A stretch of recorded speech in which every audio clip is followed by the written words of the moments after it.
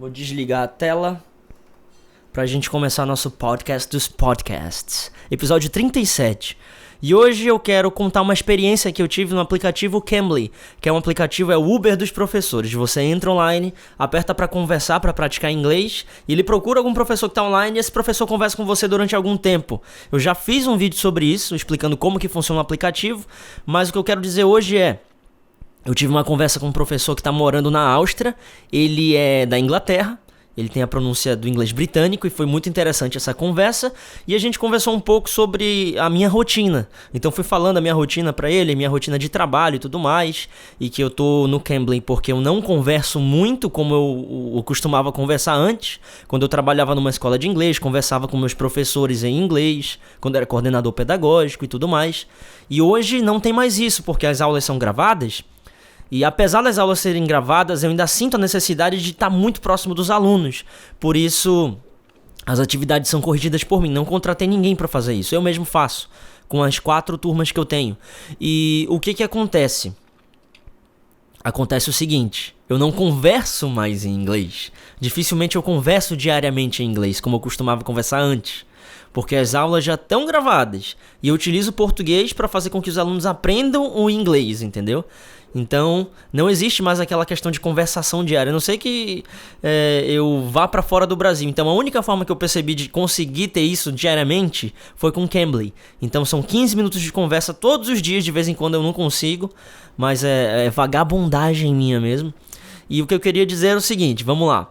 Eu ensinei para esse professor uma palavra em português que não existe em inglês, que é a palavra saudade.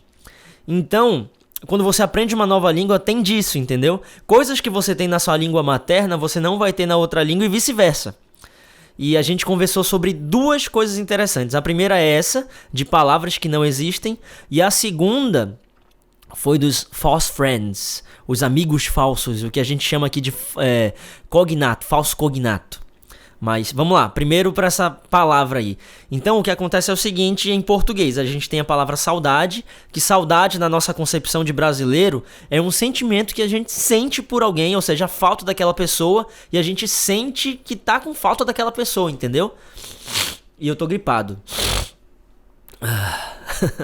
E esse sentimento ele existe em português, porque a língua afeta a nossa cultura e afeta também a nossa fisiologia, ou seja, o que a gente sente é afetado pela própria linguagem. E uma coisa interessante, demais isso, porque a gente sente saudade das pessoas e a gente pensa que os americanos são um pouco mais frios em relação a isso, mas é porque não existe na linguagem algo parecido, entendeu? Você pode sentir falta de alguém, mas é uma coisa comum, tipo, I miss you, eu sinto falta de você, tipo, I miss you, eu perco você, eu perdi você, digamos assim. E, tipo, tô falando que eu não tô com aquela pessoa, não é aquele sentimento, eu sinto saudade de você. Não existe nada parecido. E ele me ensinou uma expressão pouco utilizada que é to pine for someone, por exemplo.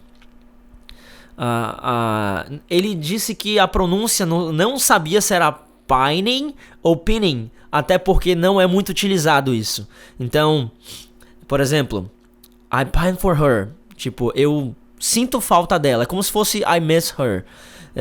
Quando você termina um relacionamento, você break up e simplesmente você sente muita falta daquela pessoa, você quer voltar com aquela pessoa e você fala pine for aquela pessoa. I pine for you. Eu sinto falta de você, eu quero voltar com você. É um pouquinho diferente de miss you. Mas não existe o saudade. Essa foi a nossa primeira conversa sobre isso. E depois a gente conversou sobre os false friends, que em português seriam os falsos amigos ou falso cognato. Então, conversamos sobre o exemplo mais simples de todos, que é o intend e pretend. Que em português a gente fala pretender. Quando você pretende alguma coisa, você quer fazer aquilo, né? Só que em inglês você vai falar intend. Por exemplo, I intend to travel to the USA next year. Eu pretendo viajar para os Estados Unidos no próximo ano. Você intend para fazer aquilo, entendeu? Só que quando você pretend, você finge. Inclusive tem um vídeo muito legal do Mr. Teacher Paulo, que ele faz um vídeo de 3 minutos só para falar esse negócio de pretend. É muito engraçado, o vídeo é bem legal. Mas se você quiser, você assiste lá depois. Procura lá no canal dele, do Mr. Teacher Paulo. Ele é gente boa pra caramba. E bacana. Pretend, na verdade, é fingir. mas parece a palavra pretender, não. Pretend deve ser pretender. Intend deve ser entender. Só que entender é understand. Então, é uma confusão que a gente cria quando a gente não sabe o idioma, quando a gente não estuda direito o idioma. E a gente conversou sobre isso nessa conversa no Cambly de 15 minutos. A gente conversou sobre muito mais coisas, sobre rotina, sobre como eram minhas aulas de inglês e tudo mais. E foram essas duas coisas que eu queria compartilhar aqui nesse podcast dos podcasts, porque quando a gente tem conversas em inglês com pessoas que vivem a cultura do inglês, é bem interessante isso, porque você se coloca numa posição de aprender e ensinar aquela outra pessoa, porque são culturas diferentes, são backgrounds diferentes, ou seja, o que você já viveu antes é muito diferente de uma pessoa que viveu antes num país que se fala inglês, porque a linguagem afeta a cultura. E a linguagem afeta as ações, a linguagem afeta também os pensamentos das pessoas. O americano ele tem um pensamento um pouco mais objetivo por ter menos palavras para falar de coisas diferentes em português, por exemplo. Vou dar um exemplo aqui. Já falei sobre isso acho que há 1 ano mais ou menos. Que é o seguinte, a gente tem grupo, que em inglês é group, beleza. Só que a gente tem também equipe e time. Só que em inglês só existe uma palavra para tudo isso, porque a gente pensa que equipe é um grupo de pessoas em prol de um objetivo, bacana. Só que um time é um grupo de pessoas, é uma equipe que está engajada. Em inglês só existe a palavra team, não existe a palavra equipe. Equipe é team e time é team também. Então, a própria linguagem afeta as ações futuras, porque imagina-se que existe o grupo e existe o time, não existe a equipe, grupo de pessoas reunidas em um objetivo, é todo mundo engajado. Outro exemplo, a palavra aluno, a gente tem aluno e estudante. Aluno, se eu não me engano, vem do grego, que é o sem luz, aluno, ou seja, o professor tem que colocar luz no aluno para ele aprender. E tem o estudante, aquele que estuda. Então, aluno versus estudante. Aluno é aquele que está matriculado, que vai estudar provavelmente, e estudante é aquele que estuda. Em inglês não tem isso, é só student, que vem do verbo to study, que é estudar. Ou seja, não tem essa de estar matriculado, o aluno, o sem luz. Não, é tudo estudante, do verbo estudar. Então, essas coisinhas do dia a dia afetam as nossas ações e afetam a nossa concepção de mundo. Então, a linguagem ela afeta muito a nossa cultura. É por isso que os japoneses, por exemplo, são muito educados. Eu já falei isso no outro vídeo, mas eu quero que isso fique registrado aqui de novo. E é isso, quando você aprende um novo idioma, você começa a pensar de forma diferente. Isso é muito legal, isso é muito interessante. E é isso, nossa conversa de hoje aqui. Eu queria contar a experiência nesse episódio 37.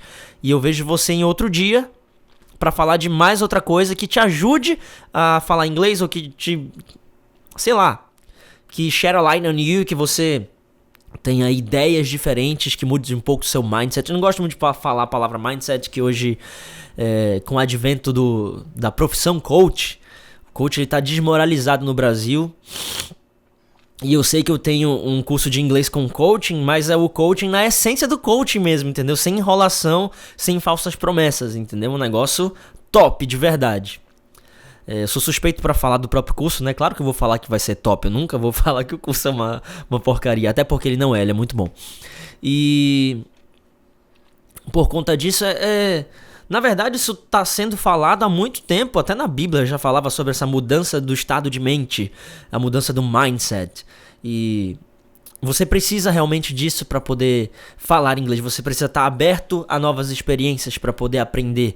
Quando você se fecha com as suas crenças antigas, você meio que bloqueia tudo que vem de novo para você, entendeu? Então, quando você está aberto a aprender, você começa a aprender mais rápido porque você está aceitando aquilo. Então a primeira coisa de todas é começar a aceitar que você quer aprender, que você precisa aprender. E parar de reclamar. E até a próxima conversa.